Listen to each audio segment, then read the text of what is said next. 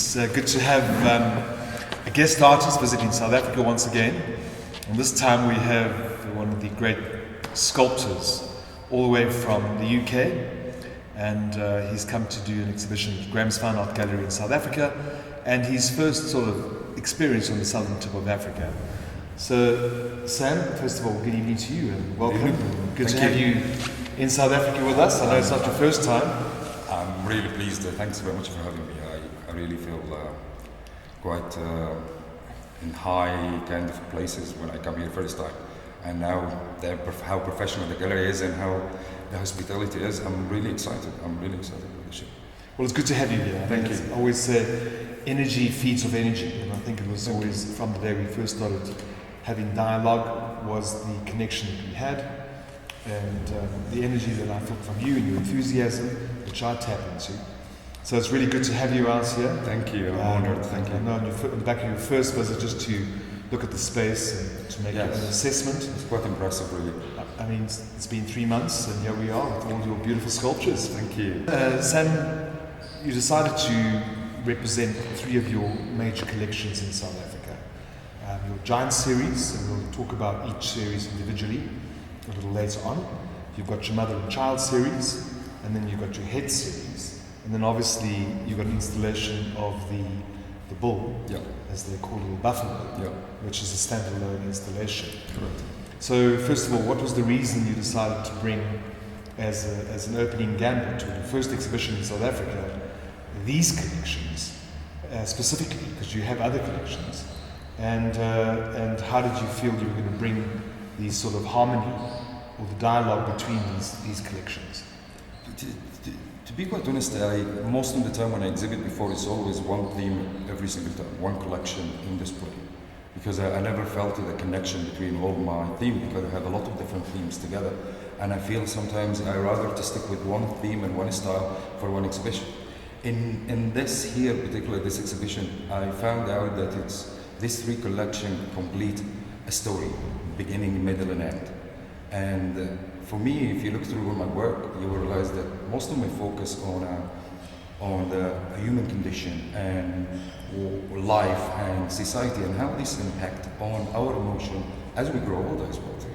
Then when you see the 3 collection, they all speaks of something real that we, beyond our differences of colors, religion, political view, we feel we all have the similar emotion.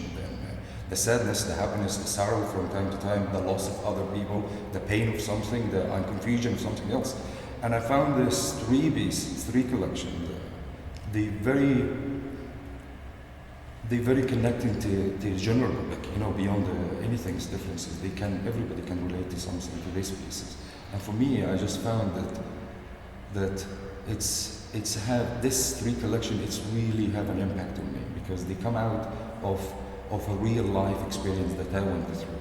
And because of my age at the moment and how mature I am thinking about my art, I realized that this feeling and this emotion is shared by millions and billions of people as well too. And I realized that coming here to Africa, as an Egyptian artist already in Africa too, I just felt like it's something small to allow the people to understand that artists can understand what others can feel because they look through themselves first. Yeah. And it's really important that presenting this issue as an element of beauty that people can relate to it with love, instead of looking at it and feel it, yes, it's true, but vulgar. I wanted to feel like, it's sweeter, but it's true. I am this.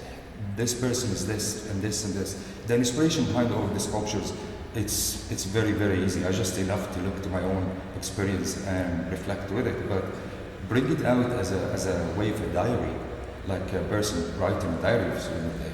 These experiences are presented with a monument. This monument, it's simple to understand, and it's visually attractive, and it's have an impact on your soul. And I felt like it's so exciting when the first time I come here to see Jennifer Morrison. It's right for you, and I saw how amazingly everybody with you and the staff done an amazing show. I just feel I found the right place to put my work that could be presented to beyond just art movement and what is art happening at the moment, what is happening in there.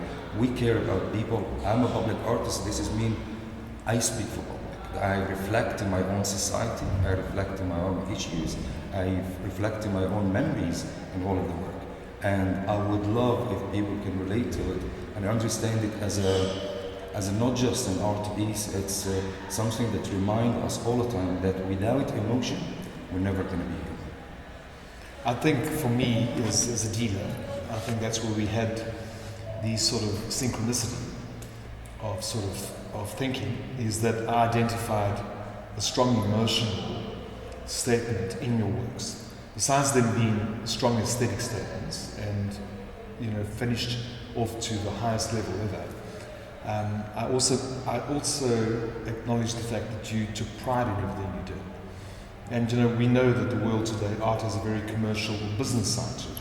And many of the really great artists in the world today almost have a factory where other people are involved with the making, the sculpting, the production of these sculptures. And I think just witnessing you in the gallery space of the last couple of days, and it was good for me, that's why I wanted you to come out here and be there with the offload, because these are like little children to you. And I think you have a very strong association and love for these things. And even as I saw you waxing these things, I saw a man that had great pride in what he'd done. I mean, this is not just someone that distanced himself from the object. He was quite involved with the object, the creating of the object, the finishing off of the object, and now obviously the moving of these beautiful pieces of sculpture all the way to a foreign country on the tip of Africa. Even though your origins are from North Africa, it's still a very long way. It is. To have the faith and the confidence in the gallery to be able to give you a show and afford you an opportunity to bring these collections together and have a monumental exhibition that we're about to open tomorrow night. I want to start off, Sam, with breaking up now. We've spoken briefly about why you decided to bring these three collections and the dialogue there is between the three collections. And I think it's important for us to get the feel of exactly what was going on in your mind at the point of conception. So I think the first collection we should actually really start off with then would be something that's relevant to, as you said earlier, to mankind across the globe, is the Mother and Child collection. So if you could just talk us through the Mother and Child collection and how many pieces there are and exactly how you conceived or how did each piece come about. I come from an Egyptian family that the majority is female. You're surrounded with what you are in your childhood, basically, because the man is always out about, basically, as usual everywhere. And I didn't understand really what is it being a mother is, because I'm a male at the end of the day, and growing up, it's really, for me, it was part of nature's order. Everything goes in order, basically.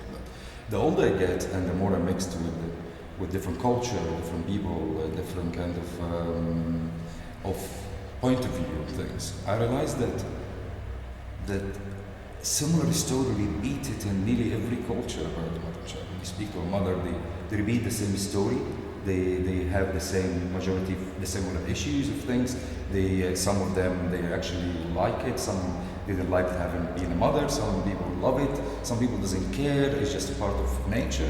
And all of these, of course, having my own kids and seeing this in 24 hours every single day in front of you, growing in front of you, and things developed, has made you understand the magnificent moment of deciding being a mother to go through the journey. It's fascinating beyond any man's imagination itself.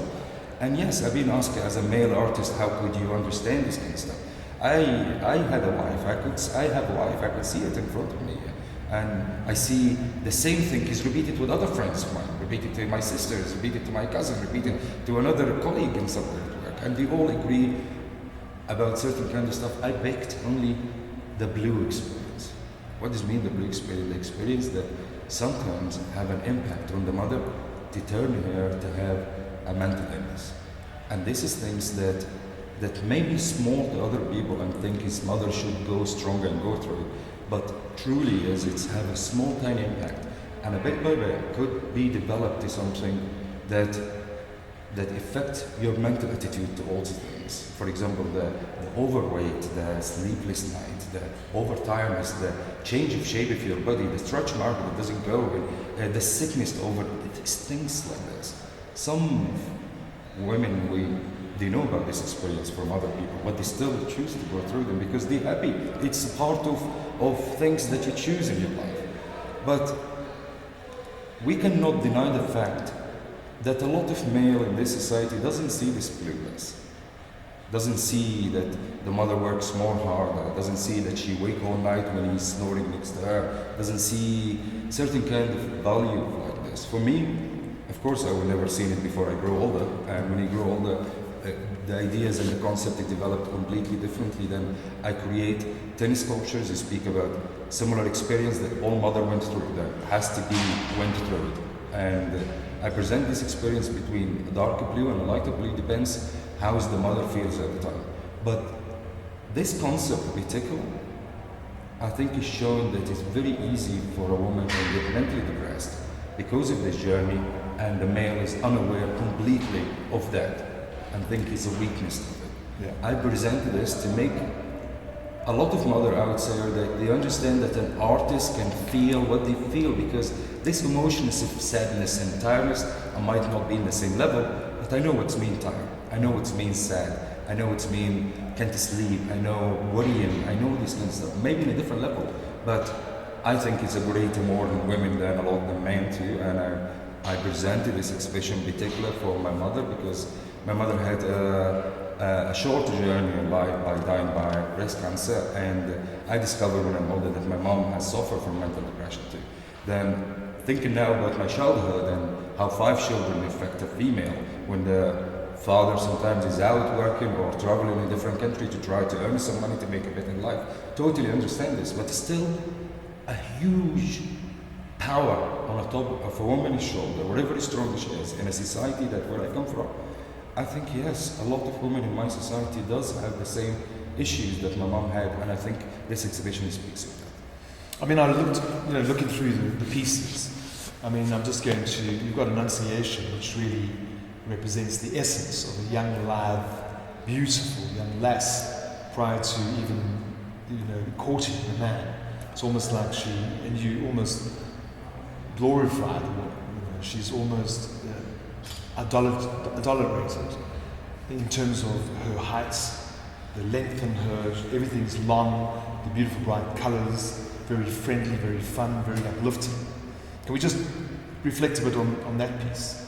Am I right or am I Absolutely. slightly off the... This is the only piece I actually put in there as a sweeter things, because it represents the 30 days of the female found out that she's pregnant, but she can't share it with a lot of people because she's so scared something might happen in the journey. But her face is brightened up, her body movement is feeling differently, and in the old days, great grandmother could sit down and say, "Oh, are you pregnant?" after 1 week of being married, for example, and even the wife or the mother at the time doesn't know, but the grandmother saw this halo of brightness, the sweetness, the firmness and brightness. And this is why I presented a lot of colors, because as in the whole world, pink representing girls and blue representing boys, I put this confusion within. I make her really bright yellow in the top because her face is really shiny and giving it away, and the confusion of doesn't know if it's a boy or a girl, the excitement of colors movement around her body makes her more like it's happier experience without being worrying about losing the child or not, but it's still somehow a happy experience. There's a sense of celebration. It is, yes. Then we'll move a little further into the stages of pregnancy. You have a piece called Seed. Yes. So obviously that's your next piece. So can you just expand on that? I remember when I'm a child that somebody said, I don't remember when exactly, but he said the mother is the seed of a family. Without this seed being really good, the family break down apart. And it's absolutely true that I experienced this in my own life, and I felt that the symbol, a way of presenting a shape of a seed, but presenting a mother and child together. And it's showing this time a lighter blue for presenting the overweight of the mother, and also they have only one breast, showing that there is a lost appearance of the disease that exists in between a lot of mother and woman. Right, so then we move on to the sort of stages of pregnancy, and then it brings us to the centerpiece, or major piece there. Yes. I think both you and I share it. Your favorite piece? It is my favorite piece. And my favorite Yes. piece. Yes. So could you, again, just give us a little more insight into this work, please? I of course, seeing my wife changing over the time of 9 months of pregnancy, and seeing how the body from beginning to the end, how it comes a point that it's become like a complete kind of fruit, ready to be eaten. This is why I choose the word ripe. It's ready to be something else, food, or even go to the next stage. Then when this word ripe comes in my head, I wanted to create something fruity. It's attractive to touch, attractive visually, but at the same time I want to present the stretch mark experience, and I couldn't really use a kind of stretch mark to make it look quite ugly slightly a little bit, or scary A little more Yes, grotesque. I decided to use 280 dots, different sizes, present in 280 days, 9 months period of pregnancy, and spread them all around the piece, and makes it more like it's about to pop up. I guess it's the time for delivering the child, and I think I saw this in my own eyes, and I think whatever humane or alien to have a child coming out of another human being, for me I found it really quite freaky as well too, but it's the beauty of how the female handle these changes, and how strengths that she's trying to show the positive side of having the child in the future. She ignored her overweight, she ignored their stretch mark. This is the period of realizing that it's does nothing careless more than I want this baby out, and I want to see him. I want to see this 9 months of changing. I want to have it in my own hand. So the blue, not only does it represent the so-called, I wouldn't say pain, but the suffering a woman goes through. It's a sort of a negative experience. All the blues in this is just speaks for the negative experience. If you look through my work, I always present maybe white for clearness, the green for hope, red for perhaps anger and sexuality, blues for sorrow most of the time, and sadness for me. Because it's easy when you're active in the society now, you can find somebody, it's his heart full of blue, or he have a black heart, or have a white heart. They use colors, or have a mural smile. They use these colors to prescribe people, and I think it's perfect because it's easy to visual what they mean by using these phrases. Thank you. But I must compliment you, Sam. I think looking at the piece, it's a metaphor, and it's quite representative of a woman at the absolute nth degree of her pregnancy. I mean, I was looking at the sculpture last night, and I thought to myself, looking at Ripe, could it be portrayed any more pregnant than it really is? And I must say that I don't think I could add a layer on anywhere. I'm glad you like it. It looks great in the space as well. It was, I think it's perfect. I think the legs, the actual tummy area and the bosom area, it's distended to the nth degree. Thank you. However, you touched on earlier as well, you've not only manifested the physiological changes that go through a woman, you mentioned earlier about the psychological changes and the depression, which is probably a thread that runs through all of these, because humans are made up of the physiological, spiritual. What is this depression? Depression is basically a confusion in your own emotion. This is what depression is. Your emotion takes over you, and then you're being sucked to your emotion. And I did it when I'm younger. I saw depression as something like you're weak if you're depressed. I don't understand it. Then I went through the experience myself, and I understood. I have no reason to be depressed.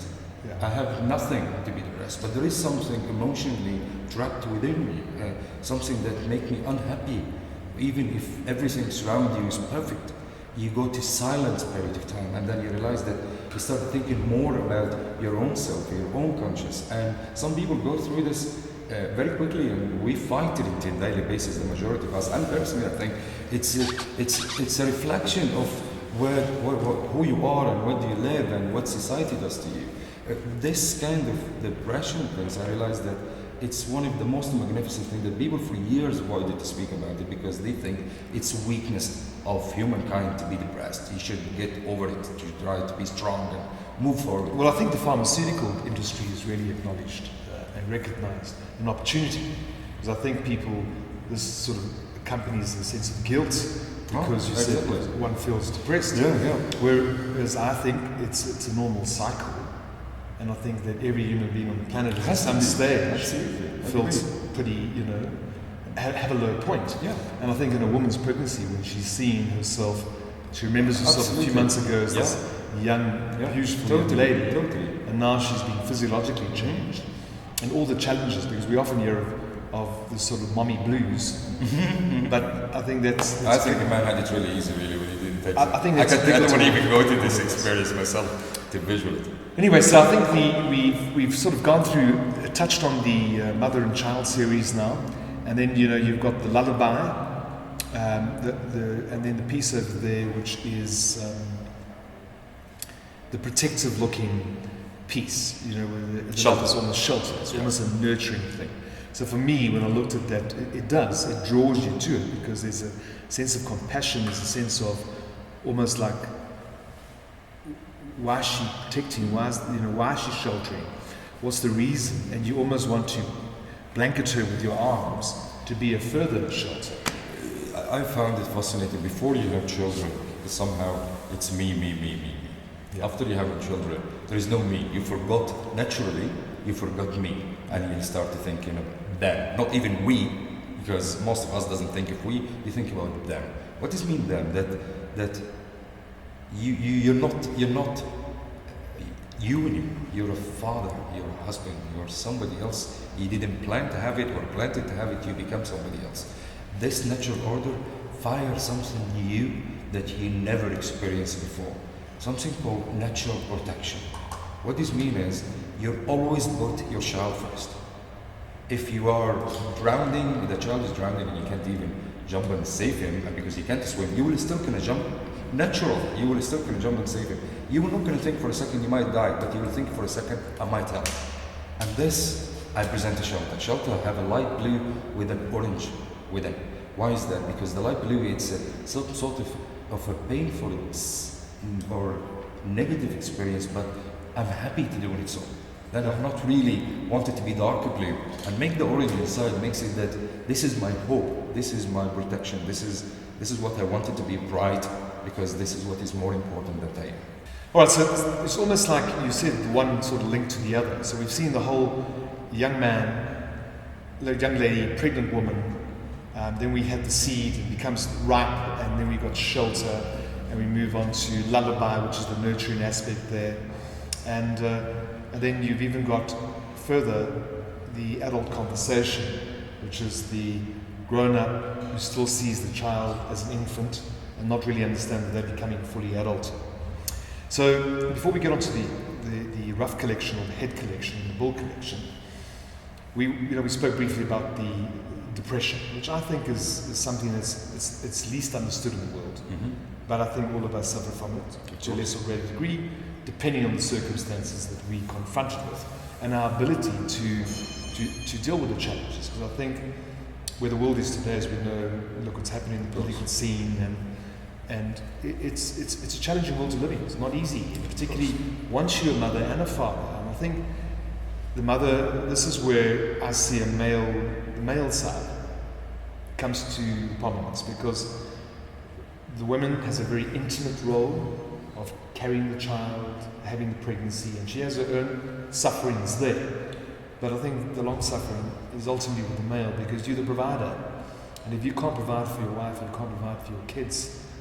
Yeah, but it's still a manly thing. It's going to be a troubling experience. Yes. So you've got behind me, I'm looking at 4 magnificent examples. I mean, what impressed me about these pieces is almost like you're dealing with depression, but these are almost distorted or exaggerated in size. I mean, these things are very seldom seen in sculpture, unless it's a deliberate monumental piece, where these pieces are accessible that really talk about depression. So if you can just talk us through the 4 pieces and the 4 stages of depression.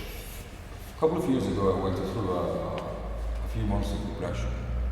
I didn't know what depression is at the time, but they say it's a sort of level of depression. You're being quiet, you're not happy, you don't speak as much. And I couldn't find with myself the reason of why I have this. Then I decided to take it out on making some artwork. Then I decided to make something a lot bigger, because the issue of depression is a lot giant more than actual anything that is presented about it in the world. But at the moment of time, there is people recognizing it more at the moment. And I decided I need to spend time to take it out on artwork. Then these giant collections, I choose the giant as well too, and it works with the sizes. But actually, I chosen it because of the issue. It's a huge. This mental depression that people try to fight it every daily basis. It's a huge thing and breaks many of us as well too. Then I was so lucky of one of the people that I managed to just push out through. But there is no guarantee. Artists always go up and down. But this piece speaks of the stages that I went through myself. And I found that a lot of other people share the same experience with me.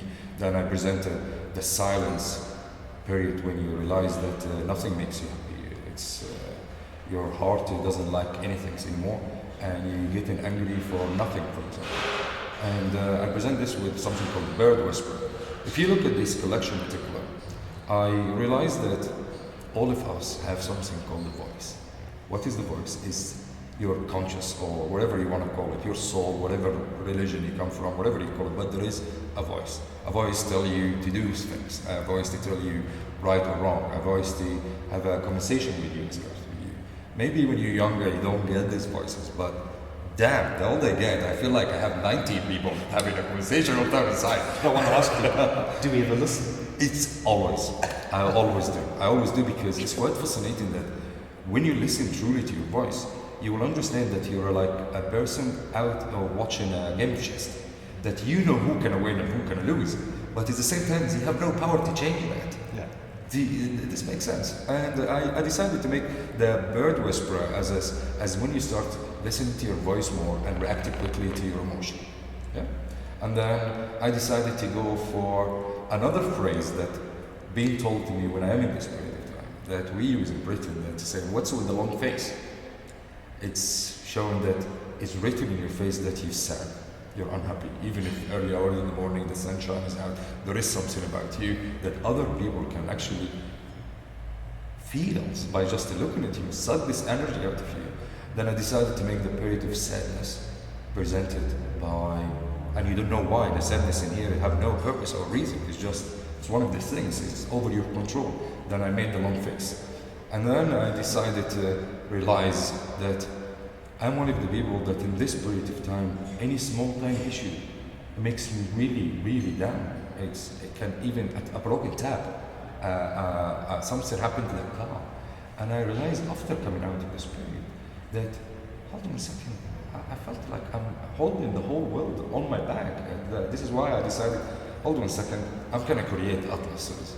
And once you're creating these pieces, I already started coming out of that. I started feeling somehow, I don't know what's happened at the time. Something happened that lifted up your soul. Why is that? Because I looked around me and I felt like I took my issue and I looked at it in front of me. And because of that, I decided to make the last piece is this big step.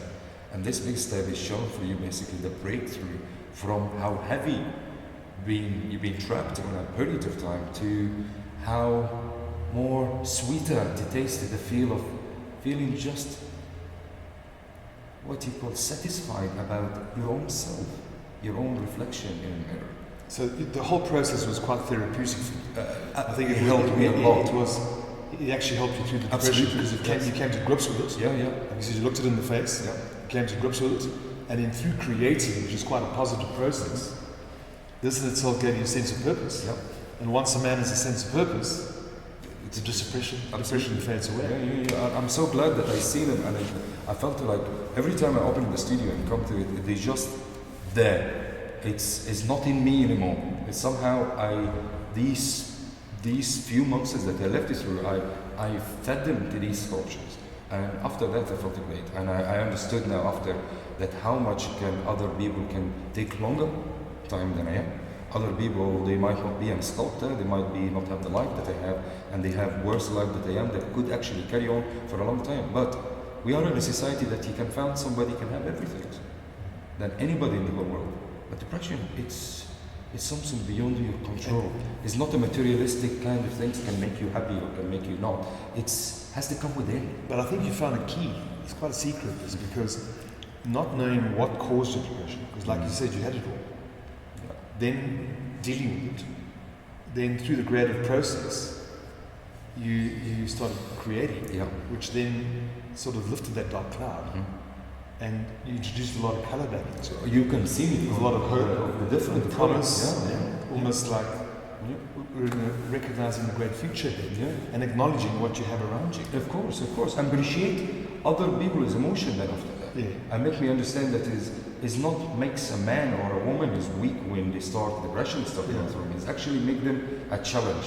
Actually made me realize who I am, or I start to look to myself more than look at everybody else. It's just, the first period of depression is when you start to realize that everybody else is not doing their job right. Everybody else does something wrong in your life. You can't handle looking at anybody. You want to be isolated. But when you break through, truly, you look back at this moment and you realize that it's so powerful, can change people's life all the time. Do you think you could ever fall back into depression? Of course. And how would you deal with it this time? At the Create time, a new collection. I think now I start to feel like the more I work, and I work really, really a lot of hours, and I think it's reflected in a lot of people around me. But I really feel like if I stop it any time, something happen to me. And I understand now the story that being said about artists in the past that always been in the studio, some of them died in the studio. I couldn't believe in this kind of stuff. I totally believe. I feel like if I didn't work in the day, I couldn't take these kind of regular things that I normally go through and might have affected my emotion out of me. Then this is where when I come back home, I feel great. Things is good, everything in the studio. And then when you come and see the sculpture in a sweeter look, it's not something hatred, it's no anger, or no nothing like this, based on nothing. It all is based on a lesson that I learned, and I'd like other people to learn from it too. All right, Sam, well, thank you so much for that insight. I mean, it's been absolutely brilliant to have Sam's insights and a very personalized insight into his work. So I just want to say thank you very much for trusting in us and believing in us, and bringing all the sculptures out to South Africa. Tomorrow night's your opening night, and I wish you well, and I'm sure we're going to... I don't see one sculptor in the entire South Africa, let alone in the world, that's got your own modus operandi, your own aesthetic, your own way of working. Thank you. So I believe in these beautiful gardens in South Africa, wine estates and parks, and in front of the wonderful buildings going up in Johannesburg, Sam's monumental sculptures will tell a story and make an impact in any domestic garden or any corporate space. So I wish you well, and thank you very much for coming. Thank you for having me.